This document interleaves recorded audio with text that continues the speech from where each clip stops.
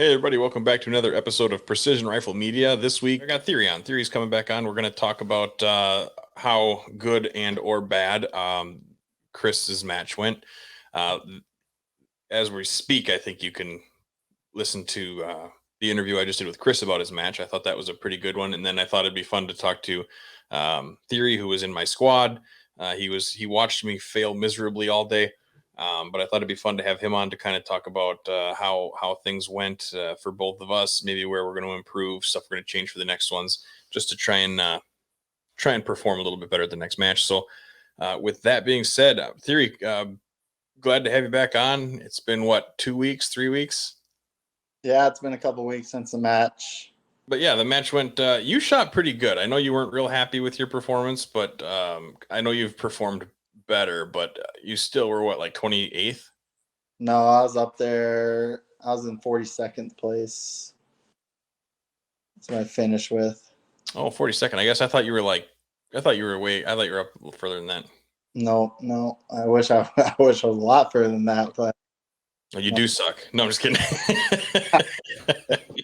having a garage sale with gun parts and guns, so Yeah, I'll take them. performance. You did better than me. Yeah. Not as good as I should have done though. I had too many mental errors. Way too many mental errors. Today I had to do a fairly odd task at work where you just got to sit in one spot and take a reading every 15 minutes. And it's once a year. It's a test that we have to do. But while it's like sitting there thinking, what am I gonna get? What do I need to buy? So now I'm Yeah. at home. We were waiting. I got home and I was waiting for the recording to come up for you to be ready to record. And I'm going through. I'm like, all right, add a new tripod, add binoculars, add 500 pieces of brass, add. Oh, look, it's going to cost me like $4,000 to get to where I'm comfortable. Yeah, it's not the cheapest hobby, but it's sure addicting. And to be fair, I haven't bought brass in, oh man, like 5 years or 6 years.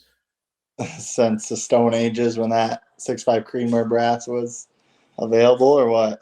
Yeah, well, right back when Prime was like crushing it, and then I'd buy Prime and I'd shoot that, and then I'd just keep the brass, and then I'd reload it. Yep. That was No, all. you're due for new brass. When you can't hold neck tension on your bullet, I think you need. Well, did you see the ones I pulled out that the primers were laying in the bottom of the? Oh my god! I can't remember who was standing there. If it was, God, I can't remember who it was. But it was, but I pulled it out. I'm like, yeah, what do you think of that? And he's like, oh, you forgot to prime it. I'm like, well, there's a primer down in the bottom of the box. Yeah, I would say that brass is pretty much. You and Shane need to get new brass. So Yeah. Oh, yeah, that's right. Shane had issues too. He yeah, might have been the one that I was showing the primer issues to. probably. He shot Yeah, pretty good with bad brass. My rifle shot good at the 1 day match though. yeah. I don't necessarily think it's all the gun. I think it was a rough match. It was a very fun match, but it definitely tested your skills. Some of the best shooters that were there were still struggled. Yeah. Yeah, just man, it was rough. I did good. Like the first couple stages, I was hitting everything, and then I mean not everything, but doing pretty good. And then like the next four stages, just zeros. Yeah, You know. Eh. And then when I finally did get it shooting again, everything I hit, I had to hold like a mil low and a mil left. yeah, that's right. You were facing it bad. I don't No, know. I didn't have near my gun ran flawlessly. I mean, I didn't have no gun problems. Mine was all just mental, just dialing wrong dope on wrong target, just all mental game. Yeah. Even when I went to well, then I got to the point where I was frustrated, and then it doesn't Yep. help anything. But even when I went to the zero board, I was shooting like a solid inch and a half vertical string, Yep. you know.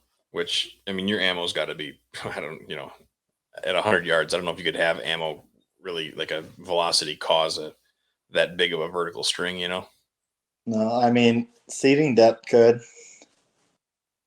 I've seen seating depth change from on top of my zero to the bottom of my zero just by jumping it further to close to the lands from off the lands. Yeah, it's possible. I don't know. Come on, you gotta come up with some excuses. I don't know what the answer is. I know I'm gonna rebarrel that rifle, and I'm gonna buy new. Well, I got to decide what caliber I'm gonna go with. I put the 6.5 Creed brass in my cart, but So you sticking with 6.5, or are you gonna go to a 6? I don't know. I don't know yet. Depends on availability of stuff, right? Like if I want, like, you can get 6.5 Creed brass, right? You can just go buy it, Yeah, which is nice. yeah. Um, but I would like to go. I'd like to shoot a 6 mil, Mm-hmm. You but can I find also 6 mil components everywhere right now. I mean, their brass is coming back in stock a lot of places. So but I also don't want to have to get new dies. I guess what's that? Couple $100. Who cares? yeah, not Just even that. I think my Forester resizing die for my GT was like 49. The cedar was 100, so $150 is back for good stuff. Yeah, I got wooden dies. I can't remember what I paid for them. I thought it was like over Yeah, 200 bucks. wooden are a little more expensive. Have you seen they got those micrometer cedar nuts that they sell? Have you seen that? Yeah, I've seen so many people been making new die stuff, and them and Area 419. Have you seen their new die? Uh, That I saw them posting about it, but I didn't pay. I didn't really. it's like a $400 die or something like that. Yeah. Oh, that's right. Because they got their what's their press called? They got that fancy press, the Zero. Yep.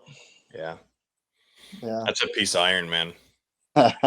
Well, saying, I mean, it's worth its weight. I mean, it's an awesome press, but it's a pretty penny. Then you talk to, like, was it like Philip Vallejo or something? And they're like, tell me about reloading. He's like, I don't know, man. I bought this like cheaply pressed 30 years ago, and it's fine. Floated like That's 150,000. all his. He does all his on the Hornady lock and load press. That they're what do they call it? I think that's what they call it, ain't it? Yeah, they're lock and load with Yep. the little gear looking deals. Mm-hmm. Yeah, I don't know. I think if you're, I'm not knocking the nice presses, right? I mean, having a nice press is sweet. I'm not saying that it No. doesn't help, right? But I Right. think that there's a little more to it, than just buying the most expensive press you can find. Yeah, I think your press is probably one of the nicer ones I like too for not going into ridiculous money. Yeah, the T7. Yeah, that T7's a heck of a press. Yeah, I like it. It's handy. It speeds things up. Mm-hmm. I think too many people get caught up in the reloading room for shooting. Well, I mean, if you were gonna bench rest shoot or something, I think a lot of that happens in the reloading room, right? Everything's Yep. got to be perfect and consistent, and every time it's got to be the same. So you're culling out a lot of cases and bullets and really dialing it in. But this is quite a bit of a different game, and a lot of your targets are 3 to 600 yards, Mm-hmm. and those 300-400 yard targets, like those close ones, it just, I don't know. This is coming from a guy who took 103rd out of like 123. So It was a rough match for you, but I mean, I think there was people that were way worse conditions. yeah. Well, who was the guy that got top gas gun? He was like Oh shoot, who was that? I can't remember his name, but he was like 10 or 15 below me yet. Yeah, they were.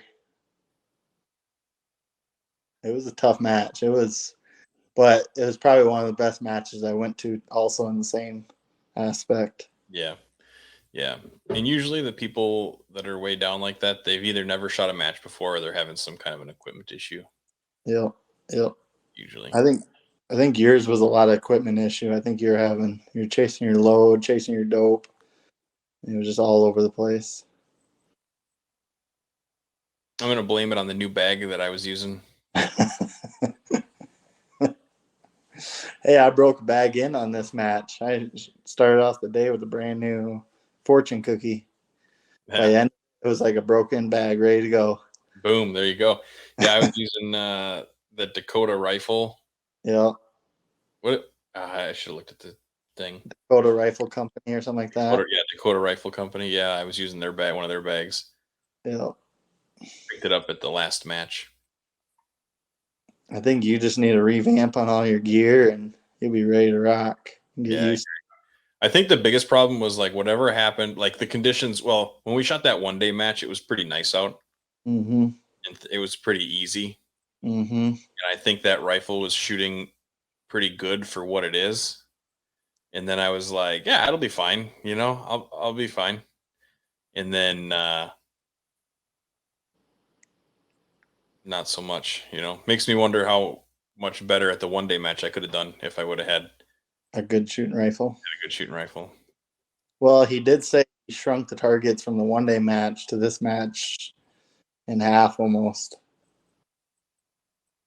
Yeah, yeah, that makes a big, big difference. But it was, but that could be the difference in the vertical in the errors that I was having. Yep, you're A lot just of my caught. a lot of my hits were high and right on that 1 day match, but I was getting hits, so I didn't change anything. Nope. That'd You're make a lot of sense. the plate versus missing over the plate or to the side of the plate. Yeah, You there know what were. else? You know what else was crazy was we talked about this, but the smoke, the haze in the air from the fires in Canada, Yep. or whatever, I had a heck of a time seeing targets. I lost my voice on day 2 because of it. Because I was just like my lungs were just hurting because of that smoke. I know I could finally concentrate. I lost my voice on Monday. I could barely talk. It was rough. Yeah. Well, there was a lot of people had like allergies kicking up, but that smoke hanging in the air, that haze, it was crazy how hard it made it to see those targets. I don't know if that did. I had a couple stages where my elevation was just off. Not a lot, but like 3/10. And it was like 3/10 on every single target, which I didn't get. So I don't know if that was messing around with it or what. I think the wind is kind of funny down in that valley because Yeah. it's that whole creek bottom. The whole range is over that creek bottom, and I think the wind funnels through that creek bottom and does some funny things. And it And seemed, if you're not really paying attention, and it always kicks out of the northwest too, it seems like. are you going to shoot his match? When's his next one? September?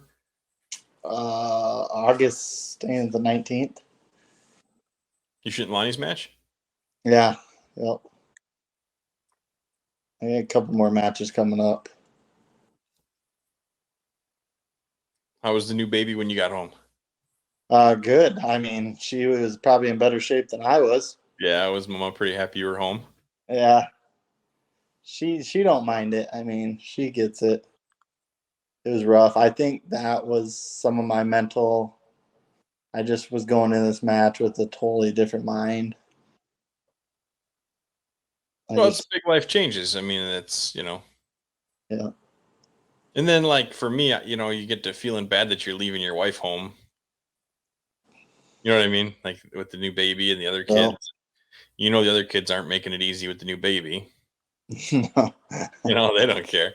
they don't care. No, that's true. No, I'd text her every morning and afternoon, and she'd ask how I was doing. I would say not the greatest. She just kept saying, "Shake it off. You keep going." Yeah.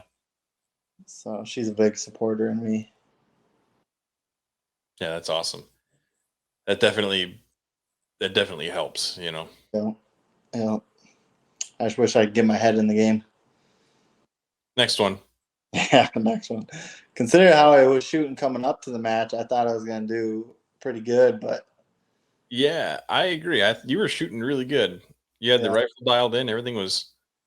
everything was. I just made a ton. Like even everybody shooting around me was like, "Geez, you don't usually make this many mental mistakes, but you're making one after another after another." Well, and I remember some weird stuff too happening with you, like shooting at the wrong. Didn't you shoot at the wrong target? Yep, At least once. yep. I was off the count of targets and which target shot first, and yeah, To be perfectly fair, I shot the wrong target. First stage of the day, first time I'm up to shoot, and I shot the wrong target immediately. Hit it, and then was confused why they didn't call a hit. I remember that. That's what it got me. Is I start off the day with an 8, an 8, another 8, and I was like, "Oh, this is gonna fly in smoothly." And then the wheels came off the bus. It wasn't like a flat tire; they fully blew off, and it was rough. Yeah, what stage did you start having trouble on? Was it the box, those stackable boxes? Was it the, It was Circle Troop, stage 8 is where the wheels fell off the bus, and I think I actually zeroed that stage. hmm, That was my first zero in 2 years. that's right, I do remember you saying that. I haven't zeroed a stage in a long time. It was rough. Zeros suck. I do. Coming from a guy who got a whole bunch of them. But that was all me. I mean, Chris was an awesome match director. I feel like it was a fantastic match. And I don't know. It was easy. It wasn't like a very complicated match, I would say that. Like everything was pretty well described and Yeah. Yeah, the stages were easy to follow along. They yeah. were it was easy. I don't want to say it was easy to find the targets, but when you found them, you knew what you were shooting for. Except for that little diamond, that little son of a gun was hard to hit, hard to see. Yeah. Tucked away in the trees in a shadow in the haze, and it was like a 3-inch triangle at like 1,000 yards. I mean, that's what it felt like.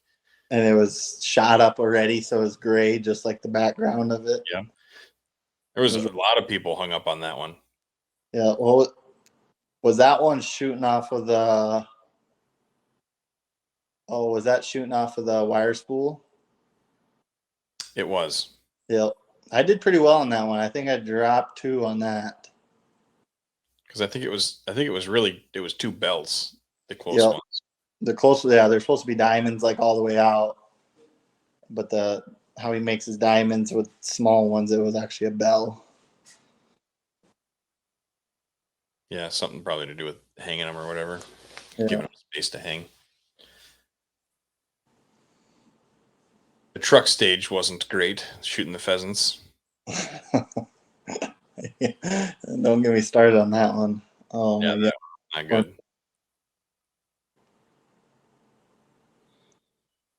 Was it was hard. It was a hard stage for me. It was my first 2-day match in a couple of years, and I after the so stage one, I shot the wrong target, but I hit it, and then once I knew, once I was, oh man, I'm shooting the wrong target, and then I shot it was the right target, and I'd already hit it, so I'm like, well, I got that going for me. So then I shot it, and I hit that probably. I don't know if I hit it once or twice. I can't remember, but then I moved on, and I was hitting targets, and I thought, this could be okay. Like, yeah, I screwed up, but I'm gonna bring it around. It'll be all right. And then after that, it was like I think I shot 2 more stages, and I did semi okay. And then that first zero happens, and then what happened? And then the second zero happened, and then the third zero happened, and then it was, I shot so much at the zero range, I almost ran out of ammo for the last stage. I had just enough to load the mag to do it. Surprisingly, there was a lot of people. Every time I looked over the zero range, there was a lot of people going back and checking their zero and seeing if something was going on, if it was the wind. So I think the wind was messing with a lot of people also. Yeah. When I was down there, Ken Wheeler showed up with his little silencer thing he had on. Yeah, the Area 419 suppressor brake. Yeah, it's a cute little thing. It is. I think everybody's starting to make one now, though. Well, it's like everything. If there's one good idea, everybody just starts making them, Yep. Yeah, it was a rough. I think that wind messed with a lot of people, though. A lot. Yeah. And I know the wind sucked, but so many of my misses were high. Yeah. If it was the wind, I'd be like, yeah, I suck at shooting. It's been a while, Yeah. But there was no, I don't know. Well, that was one thing that did make a difference though is because I was shooting a vertical string, and everything was, from my point of aim high, right? It's not like it was, you know, 3/4 low and 3/4 high, and that's my vertical string. It was like from my zero to like an inch and a quarter ish high. So I just started aiming for the bottom of all the targets, and then also to the left, but of what my data said, and I started getting hits. But if I didn't hit the first shot, I just made the same hold and shot again. And a lot of times I'd pick up the second hit, or I'd center punch the first one and miss the second one. Yeah, that truck stage was the weird ones. Prone, I dropped all the rounds prone. I couldn't hit a single target. Then you run to the back and shot off the bed rail. I hit every one. I took 3/10 out of my dope though on that one. I was like, I gotta be. It's like I'm chasing the wind. I just don't know where it's at. I can't. Looks like I'm almost hitting over the top of it, but I couldn't tell if I was just hitting to the left or just hitting to the right. That's just because of all your years of poaching, you got that all figured out. Got in the back, threw my bag up, and just impact. Out. And I was like, how is it I can't hit prone off the hood of the truck, but I jump in the back and I can hit them all the way out? One thing that seemed to be fairly nice. I don't have an ARCA rail on my rifle, right? I just got a regular Picatinny rail. Yep. But it sure seemed nice to be able to flop the bipods off and stuff when you wanted to quick. Yep. That is that really right's head that we run is definitely worth it. It's so nice. Yeah.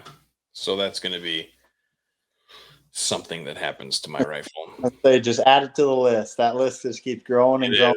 It is growing and growing. Yeah, I remember too. I put that Anschutz rail on, and I was like, "Oh, this is gonna be awesome." And then they were like, "How about this instead?" And everybody started putting those ARCA rails on, and I was like, "I just I just spend the money and get caught up on something here, and it's like obsolete 2 days later." Great, But a lot of guys have been that run the foundation have been switching, just doing like a little rail system up front for their bipod, and then leaving just a regular no rail in the rear for bags. So, yeah, idea. yeah, that bipod's pretty hard to get off quick. Yeah, it's either locked on so tight that it doesn't move, or you back it off a quarter or eighth turn or sixth turn or whatever it is, and it's flopping around on there. you have the Atlas, don't you? Yeah. They make a head for that one too. Yeah, I think it's time to upgrade that baby too. Put that like on the hunting rifle or something, and because that's a longish bipod anyway. Oh, it's their longer one. Which it's always worked pretty good for me. If I need it lower, I just put the feet out. Yep. But seeing some of those other options out there, they're not cheap, but they sure seem fast and stable. I would say the Sky Pod is probably one of the most you see on the market. As Yeah, far that as thing is sweet. it is very useful. Yeah. Another thing is maybe getting feet for mine. I just have the little rubber feet, Yep. but getting the cleats or the spikes or something, I think that would make quite a difference. Being able to load into it a little better. Yeah, I had the cleats. I had the spikes on my Atlas, and I switched to the cleats because I like the cleats in certain kind of dirt. I mean, I felt like the spikes would dig in almost too much, so it won't allow you to pick it up and slide your rifle very easy. Yeah, but when you go on the hood of that truck and you got those spikes, you just bury them right into the hood. Yeah, that guy has definitely got some shiners on that hood now. Oh yeah. It always surprises me when you see the truck like that for the stage, and it's like, ooh boy, Yeah, that guy's truck is not going to be the same after this. but yeah, I mean, it was a good match. It Probably, was. So, what do you plan on doing different for the next one? just try to get back into it mentally. I think just go out practice a lot more. Target, not acquiring targets, but acquiring the right targets, I should say. Yeah, yeah, just making sure you're on the right. I tell you what, like I said, I wasted a lot of time looking for targets, and I'm not the smoke didn't help, but that wasn't the reason. That was not why I couldn't find targets. It was like I just, I'd get in it, and you'd be looking for like, oh, I forget what the stage was, but you're shooting like it was like a white tail or something, and then like a mule deer and an elk and a moose and a something Yep. else, a bear or whatever. And I just had that one heck of a time, even just finding. I got to get used to that. I got to get on the DFAT and just start really messing around, getting used to finding the targets. Yeah, that I really didn't have that much problem finding the targets. I just kept in my head would get off a rotation on what target I was supposed to be shooting at that time because they kind of didn't like walk out like a normal troop line. They kind of bounced around. Yeah, that one was the troop line with the silhouettes. That one was like shooting a dice, right? Yep. It's like one left, right, left, right, Yep. left, and it was like a big number 5 on a die. It looked like almost.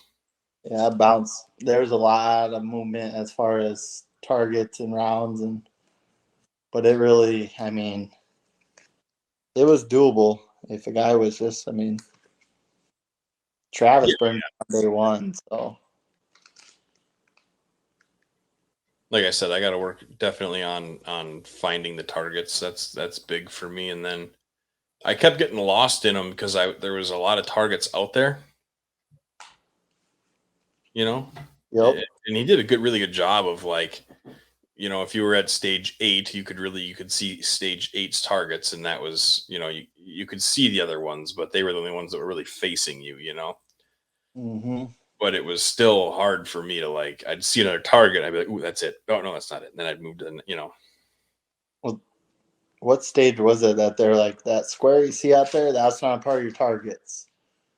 And everybody, he said, a lot of people before us shot would shoot it thinking that was one of their targets. That was, I think, the troop line circle one. Was it? Yep, because that went way out over the hill, Yep. and it was the last target was up and to the left, and it was a big circle, but that square was like just above. It was right there. Yep. So a lot of people shot that thinking it was that next target, but no. But that gets me. It's not as bad as like when we shot the Guardian, and they had the targets. This was just me making dumb mistakes too back then, but they had the targets. They were labeled by like the blue triangles or whatever, and Oh, it'd be like whatever the target was, it didn't matter, but it was like the blue triangles. yep. Down below there was like a marker, so you'd see the blue triangle, and then that was the target that you'd shoot. And I was like shooting the target, shooting the markers and stuff, and just wasn't good. That's what. Oh, what was that? The Buffalo Butte match this year.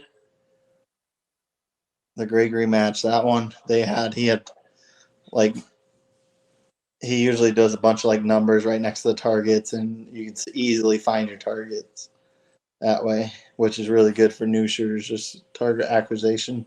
Mm-hmm. But That's what I need. When I shoot, I need a light spotlight to come up on the target. This one right here. this one right here, shoot it. The other thing I think that people are starting to move to is not painting targets. Like not a lot of people paint targets anymore. Beginning of the day. Yeah, well, you remember me. I was like, when did they quit painting them white?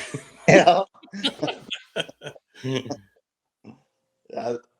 Yeah, he actually painted these Black. black.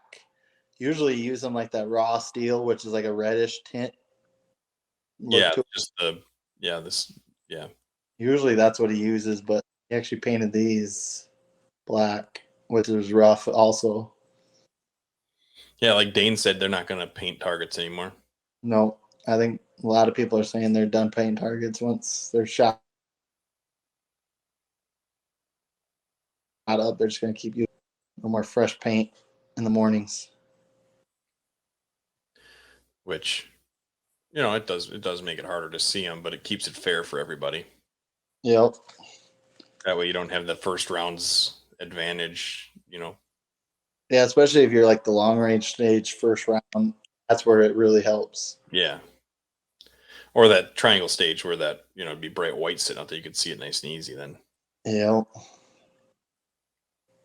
Or the mule deer, or all those animals that were just tucked in the crevice of the hill. The hard one was the one like stage like 1 or 2 on day 1 where it was those deer like up in the cornfield and out into the woods. Was that the pallet? I think the pallet was the prairie dogs. Oh, yeah, the deer hunt.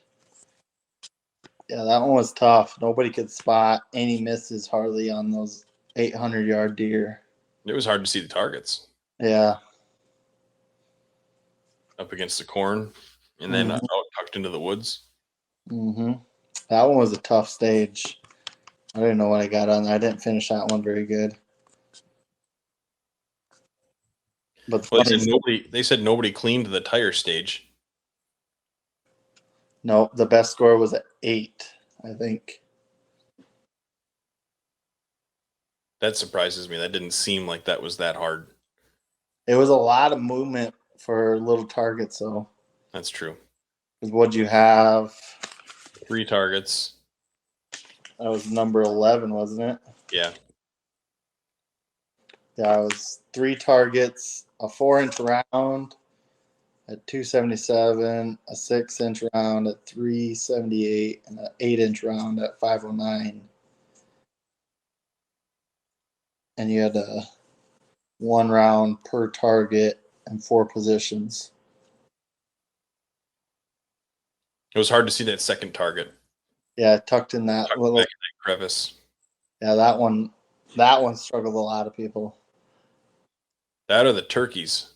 Oh, those stupid That one turkeys. was hard. The one turkey was way up in that valley, and Yep. then there was such a huge amount of panning, and it was like there'd be an opening in a tree and there'd be a turkey there, and it was and then you're looking through the scope, all the openings kind of look similar, Yeah, that turkey, that one was rough. That was a rough stage for me. It wasn't like super hard. I didn't think it was at the tree. Wasn't that the tree or no? Yeah. Yeah, you just That had big dead tree. 2 positions on the tree. You basically walk them out and then move on, or no, you walk 3 out and then move position and finish on the last 2 or something like that. Yeah, it was like 3 hens and then you'd move and then it was 2 toms or 2 2 toms. times their distance. Yeah, that far time though, that was not a lot of people hit that one. I didn't even get that far. That was one thing I never timed out, but I just could not. I didn't have a problem with time or anything, or target acquisition, just dialing wrong dope. or on wrong target. Got off rotation. I got a neat idea for my dope cards that I'm gonna try out, but I'm gonna keep it kind of under wraps for now. It's a secret. I've never seen anybody else do it this way. Is there a reason for that, or? Yeah, I don't know. Well, we're gonna find out. Try it out. I mean, whatever works. That's the thing. It's just getting something that works for you. Yeah, this should work out all right, I think. My only complaint is lately. Match has been doing a lot of prone. A lot of prone. Complaining about the prone? Yes. Oh man. Yeah. I personally am not a big fan of shooting prone. That's funny. Me and Chris were talking. It seemed like the Western guys were mad that there was too many barricades, and the Eastern guys were mad that there was too much prone. Like when you kind of get out east, it seems like they're closer ranges with more positional, and when you get out west, it's more distance and less positional. Yeah, I think those Oklahoma guys like a lot of troop lines and stuff like that. Yeah. Throwing troop lines. I don't know. I just like the stage 20 he did was 99 seconds, 4 positions, 2 targets. I like stuff Yeah. where it's fast paced and you just go. Yeah. Was there a KYL rack on this one? There was. It wasn't like a traditional Right. KYL rack. It was because you had to hit or miss, but you got to come back on the KYL. If you miss on the KYL, you still have to go up, shoot the confirmation, and come back and shoot the same target you missed on the KYL rack. And that's where people struggle is they'll come back and shoot the next target. And then they're off rotations. Not reeling, they had to go all the way back. Seeing like that when I only missed the last target. Oh, the big one. The small. Oh, yeah, but no, don't you finish on the actual confirmation?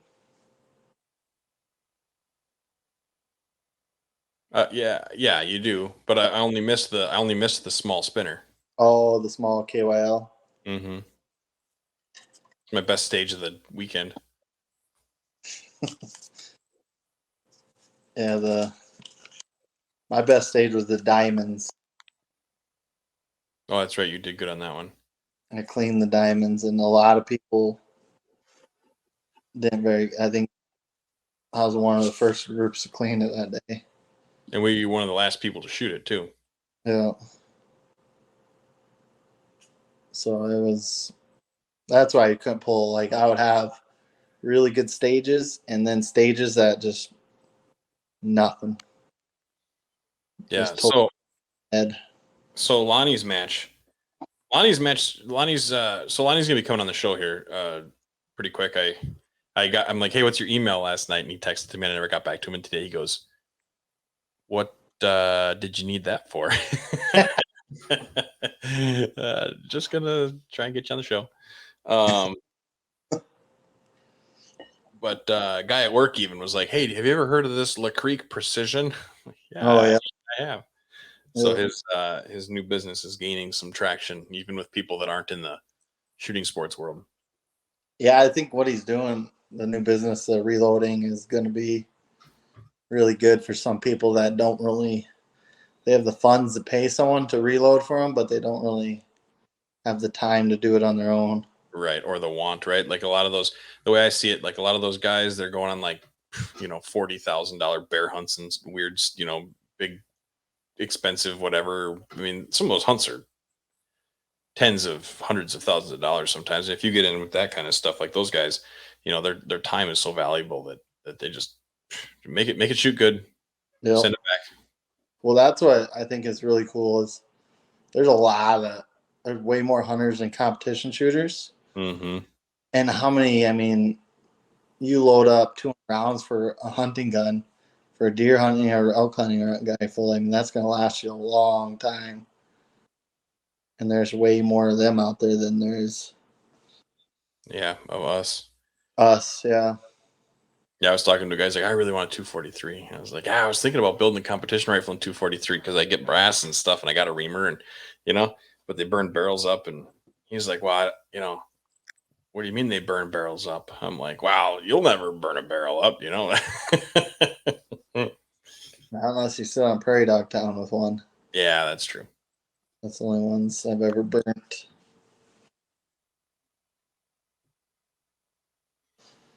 Yeah. I think he put a very, very good match also. Who's that? Lonnie. Yeah, Lonnie's match. But that was kind of where I was going with this. My wife's like, well, Lonnie's got a match. You going to go to that? I'm like, no. I'm done. Come on, Kirk, you need to get out there and shoot one more match of the year. No, I'm not gonna though, and here's why. Because I'm going to put all the money that I would spend on shooting the matches into my gear, and I'm going to get ready. And then in the springtime, I'm going to be able to shoot down here where I got that range set up because the corn will all be off and stuff. Yeah. And I'm going to go down and I'm going to get that all dialed in, and I'm going to come back and I'm going to be totally ready. I'm going to have everything hammered out. I'm not going to have any excuses. It's not going to be a bunch of rag because, like, let's be honest, a bunch of my stuff's like, I don't have any nice stuff for sure. Like, my rifle's like nice or whatever, but it's not, it's all pieced together. My whole everything, you know what I mean? Like, I got a good deal on that. I got a good deal on that. And I got a good deal on that. So everything's just kind of thrown together. I'm going to get everything set up the way I want it. I'm going to get all new brass. I'm going to get one big giant lot of bullets. I'm going to get one big giant lot of powder.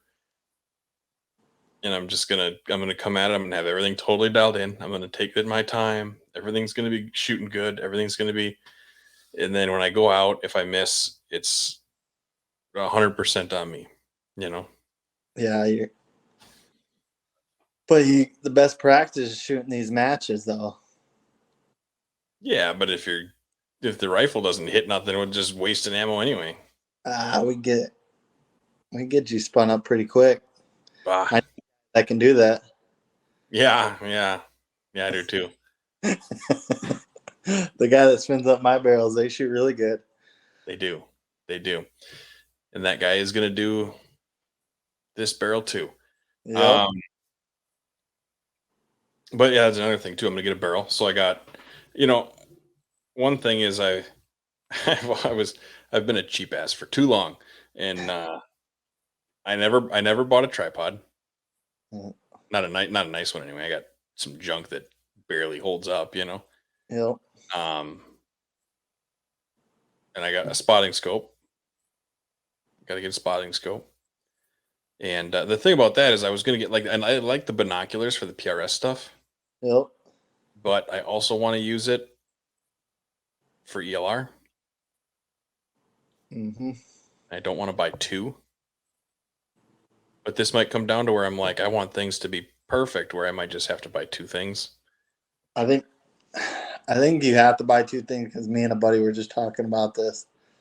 And the stuff that works really good in the ELR does not work really good in PRS because it's just too much zoom and it's not really meant.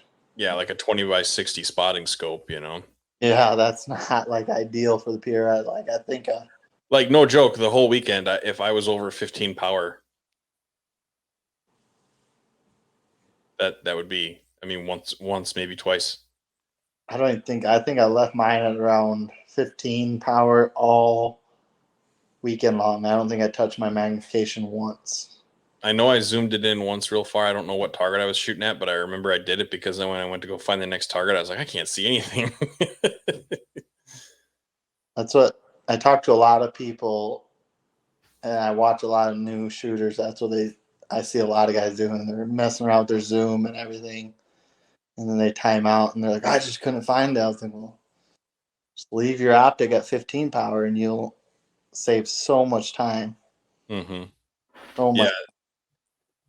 I don't remember what what target it was, but I remember I was having just a hard time seeing it or something. I zoomed in for some reason, but like I said, it was like one. It was like one stage that I even broke 15, and that's kind of the thing too. I could get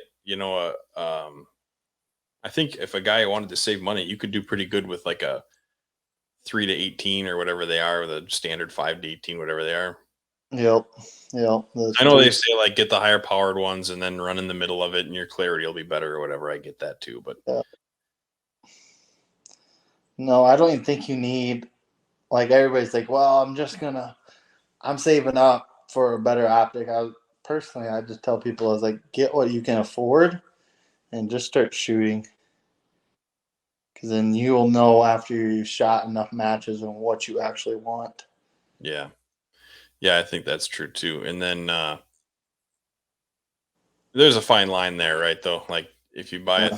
$300 scope and you go try to shoot a 2 day match with it, it's probably not going to hold up. Yeah. I don't know it necessarily wouldn't hold up. It just, you would see the flaws in your scope really quick. Really quick. Yeah, I mean, if it doesn't hold zero or Yeah. I mean, and then there you sit. That's a bummer. I think the name of the game with Bushnell and Vortex and all these guys doing these the budget friendly optics that are really good, I think is really helping the sport too. Yeah, I agree. I've heard a lot of good things about the Strike Eagles. I have quite a bit of them, and I love them. I mean, they're really good. They're not the best glass, but in the PRS, I don't think you really need the top tier glass. Tell you the truth, I Yeah, I think mean, it doesn't hurt, but you can get away without it. you get away without it. As long as you can trust your optic is the biggest thing. See, is what I heard is you got to take that air in a can and keep your scopes clean. Yeah, just make sure you tip it upside down, so it works really good. Yeah, so you can spray that butane or whatever it is right on the glass. Glass. Crack it. Not gonna name any names, but a guy that we know did that. So if you're gonna try to use that air in a can, just be careful. I would recommend probably not using that. Yeah, I would too. I would too. Unless we're running Vortex optics where they warranty everything. Yeah, and they'll just send you a new one or fix And it. they'll help you out. So yeah, so it's the tripod, and then I don't know, like I said, if I'm gonna go like a spotting scope or binoculars. I've got binoculars. Yep. I've got a decent. They're not awesome, but they're fine. They're on par for doing what I got to do with them there. Yep. So I think I'll probably get the spotting scope, and then those were two of the big things. Like I said, my little data cards. I got an idea for that. That's gonna be pretty sweet. Um, the bipod, rebarrel the rifle, new brass. A new foundation. Yeah, I'm probably gonna get a foundation stock. I don't really dislike my stock, but I think that a foundation would be pretty handy. It's funny. My wife hates the stock. She's like, "Get a new stock. That thing's ugly." All right, say so. The Um, 2010 era. yeah, It's like so 2000. You see it. You got your sling on it. You got a multi-cam look. multicam. It's like Krylon Yeah. blotchy woodland camo looking. Like it looks like Nickelodeon splashes on the. Yeah, it's pretty goofy looking, but Uh, uh, new stock. What's that? I said you got the tacker, that old thing. Yeah, everybody's making fun of that too. Yeah, I got made fun of a lot at that match, actually. Not a lot of people. You don't see attackers out there very. Night Force is not that big over here. Well, I think that their customer service kind of hasn't been the greatest for the competitive shooters. That's kind of my understanding. And the reticle, they don't. I mean, they just came out the new reticle, and the new reticle was just turning a mill reticle into MOA. So Yeah. I think they haven't came out with anything new in a while. So I played with a Leupold Mark V, and I actually liked it quite a bit. yeah, And like I wasn't totally sure, like I've heard good things about them, and Yep. I got it for a guy. It was on sale or whatever, and I got him a good deal on it, and I got it. And I was like, man, I really like this thing actually. Like this is for the money, it is a sweet, sweet scope. I know a lot of. I've talked to a bunch of people that went from like a Theta to a Mark V just because they like so many more features on the Mark V versus the Thetas. Yeah, I like the little zero stop button thing. Yep. I've heard some people complain about it, but I thought it was I liked it. I like their new speed. There's like new turret they come out with the bigger numbers Yep. and the was it the PR2 reticle or something like that. Yeah, something like that. They got all the big reticles though. I mean, they got whatever you need. They got the Horus reticles and the Tremor reticles and their own reticles. I think those busy reticles are kind of going. We started off in them and now they're like fading away. Seems like everybody's going back to even the TMRs and Well, a lot of it too is generally everybody dials their elevation up. There's not a lot of people holding their elevation, right? And a lot of those reticles are made to be fast and hold. yep.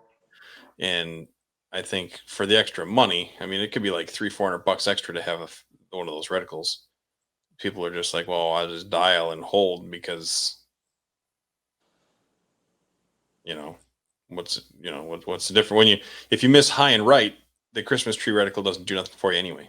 No. And I feel like it kind of gets in a way sometimes if you're really trying to watch like your splash on target and stuff like that. Because there's so much going on, your eye's going to catch so many other things. Yeah, maybe. That Tremor 3, I looked through a buddy's Mark 5 that had that, and I was like, oh, in my opinion, it was way too busy for my mind. Yeah, I think if you shot it for a while, you'd probably be so used to it that it wouldn't be a big deal. Yeah, You know what I probably. mean? I'm dyslexic, so like if I stuff too much stuff's going on, my brain starts putting numbers backwards and everything. So Yeah, I could see that not being good.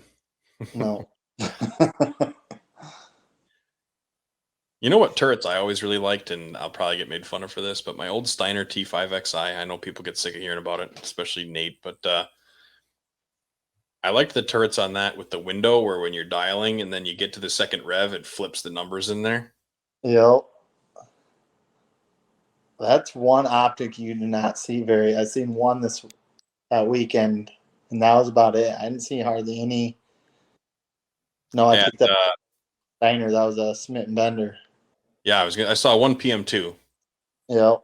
Yeah, one of those like yellowish ones.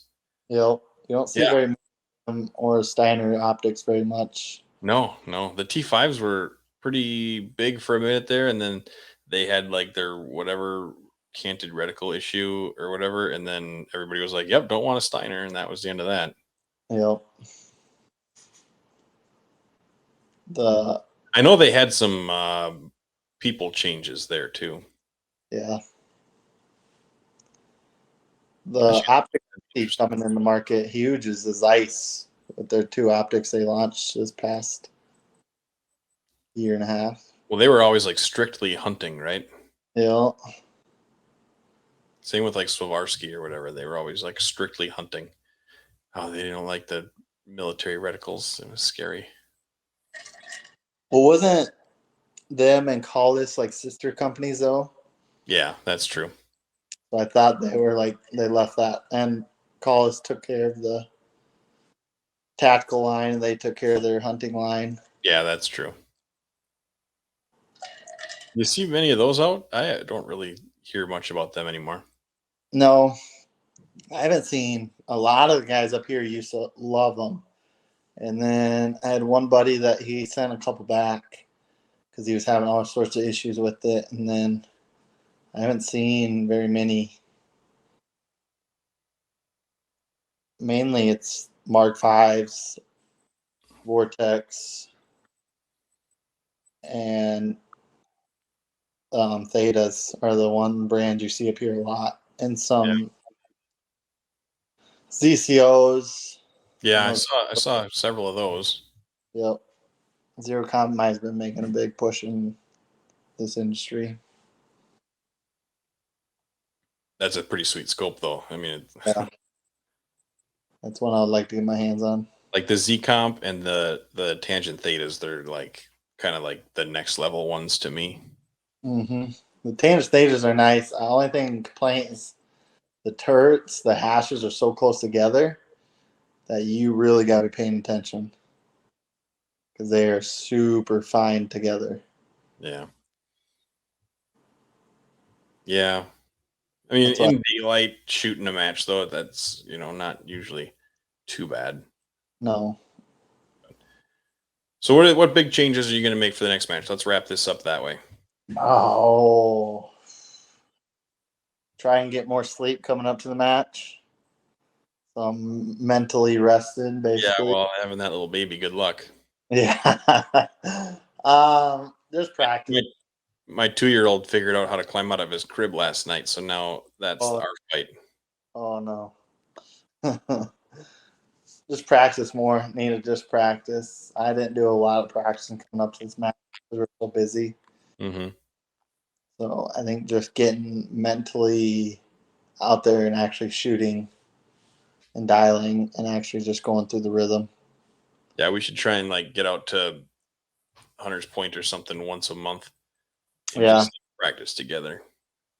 I know. I just need to get out there and practice more.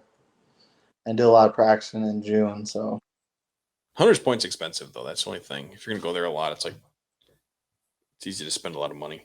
yeah. And they're not too friendly on far as like not shooting just off the benches. Like I don't know if they'll let you. He'd be fine with that for us. So He used to let me anyway. yep. But no, that's why I like going to the Canton range or something like that because they just let you do whatever you want. Yeah. Well, there's nobody there. Well, cool, man. Hey, it was a lot of fun shooting with you. It was really fun to be squatted up together with you. Yeah. Next spring, when we get into shooting matches, we'll have to squat up together again, and I'll be all tuned up. I'll be all ready to go. I'm looking forward to it. I hope we get you going. Yeah. I got to build an ELR gun over the winter too now, though. Oh, let's work on the PRS one first. We'll see. We'll see. Yeah, this was a fun match. There's more PRS matches around here, which makes it a lot easier. A lot of one day matches, which is one. It's hard to shoot. It's hard to shoot. Build an ELR gun when there's only like one match a year for it. What I'll do is I'll just put a stock on my 50. There you go. And use that. And then get a new scope for your PRS rifle and put your Night Force on that ELR one. Probably, yeah, something like that. So, all right, man. I appreciate it. No problem. So, all right, well, take care. I'll get my computer back from you in the future. Sounds good. All right, thanks, Theirry. Yep, bye. Bye. So with that, everybody, we're going to wrap this one up. If you got questions, comments, concerns, precisionriflemedia.com, click on the Contact Us section. That'll send me an email, or Kirk at precisionriflemedia.com, or Elise, ELYSE, at precisionriflemedia.com. If you've got anybody that you'd like to hear interviewed, or if you yourself would like to come on and be interviewed, shoot me an email, shoot Elise an email. Get a hold of us on Facebook or Instagram. Those are the two I kind of monitor. Twitter, I don't know. I don't like Twitter, but I really should be on Twitter more. But I think with that's all I got this week. So, guys, take care. Try to get to the range, and I'll talk to you next week. Thanks a lot, guys. Bye-bye.